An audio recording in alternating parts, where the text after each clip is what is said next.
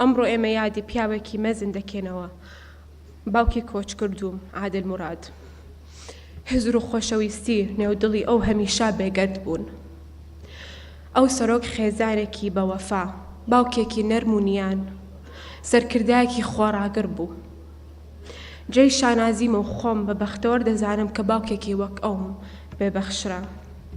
ئەو بە هاو پرینسیپانەی کە ئەو بەرزیدا نرخاندن، کاریگەرەیەکی ڕیشایی لەسەر هزر و دڵی من هەبووە و دڵنیام چۆن لە ڕابردوودا بوونەتە، ڕێنیشەندەرم ئەوەش داهاتوم پێناس دەکەن.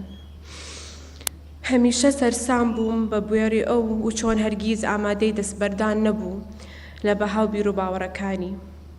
ئەو فێری ئارامگرتن و خۆشەویستی کردین.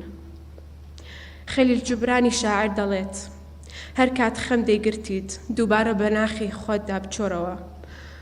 ئەو کات دەبینیت کە تۆ لە پێناو ئەوە دەگریت کە هەمیشە سەرچاوی دڵخۆشیت بووە. ئێمە نابێت بە کۆچی ناوەختی ئەو خەمبار و بێکی وابین، بەڵکو بە دڵێکی پڕ شانازی دەبێت گیانی ئەو یاد بکەینەوە. بەڕێزان، هاتنتان خەمی سەرشانمان سووک کرد. هاودەمیتان قەت لەبیر ناکەین.